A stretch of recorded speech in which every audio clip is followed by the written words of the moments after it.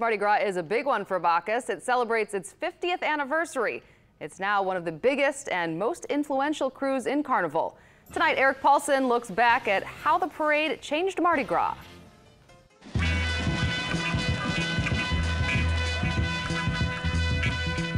To Carnival crowds, Bacchus is a super crew, known for its celebrity king, a first-rate parade featuring spectacular floats, special throws, even a menagerie of oversized animals.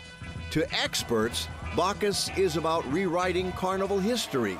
I think Bacchus's role in Carnival, if you look back one day and you look at history of New Orleans Carnival, that Bacchus's role in Carnival was enormous, just as a catalyst and as an influence. The crew's founders were leaders of the city's hospitality industry who felt that Mardi Gras in the 1960s needed a boost. We felt that at that time Mardi Gras was regressing from a visitor to the city standpoint. The occupancy for the Mardi Gras weekend and well, through Mardi Gras day was running 40% or less. And the weekend before Mardi Gras was nothing like it is now, with just a handful of small parades. That's where Bacchus comes in. Owen Brennan Jr., known as Pip, would become the founding captain. After a few early meetings at Brennan's restaurant, a membership meeting was held at the Royal Orleans Hotel. We had pretty close to 500 men show up. We had about 250 join. It just showed that, in our opinion, the need for people who were interested in participating as well as trying to do something quite different. So what was different? They said, we're going to make floats bigger and better than anybody else. And they did. They made them larger. In those days, by gosh, a float hold 8 people, 10 people.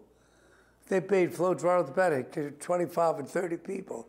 Huge. We wanted to be sure that the riders were going to throw a lot of beads and a lot of the balloons and a lot of trinkets, because after all, that is New Orleans. And then we wanted to be sure that we had plenty outstanding marching bands. And then what I think really captured a lot of people, especially New Orleanians, we decided to bring the parade into the River Gate. What got even more attention was the celebrity king.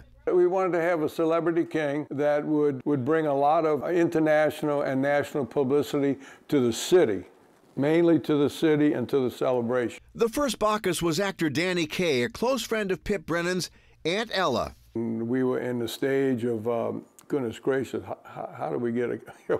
What do we do to get a celebrity king? So she said, well, I have an idea. What do you think if I would call Danny Kaye and see what's what? So she called him, and he said, oh man, that sounds like fun. That sounds like something I'd like to do. Sure, I'll be glad to do that. He would be the first in a line of 50 celebrity kings. Actors, comedians, musicians, and more, all of whom had starring roles in the past, but never as Bacchus, the god of wine. The king commands that you have fun.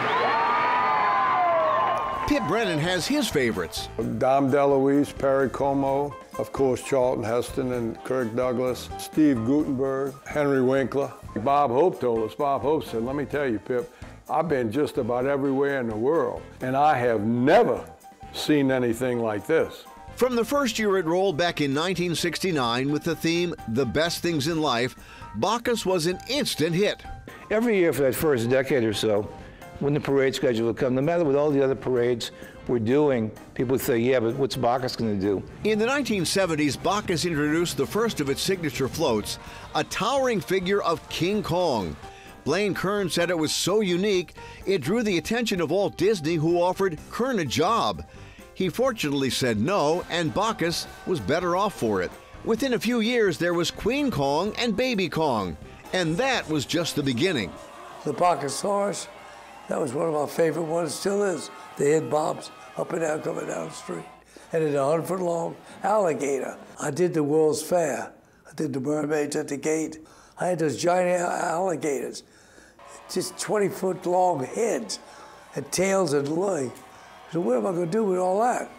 Naturally, it became Mardi Gras, and to this day, it still is. From the super floats to superstars, Bacchus continues to write Carnival history. Now it's in the hands of Pip Brennan's son Clark as captain and Blaine Kern's son Barry, the float builder.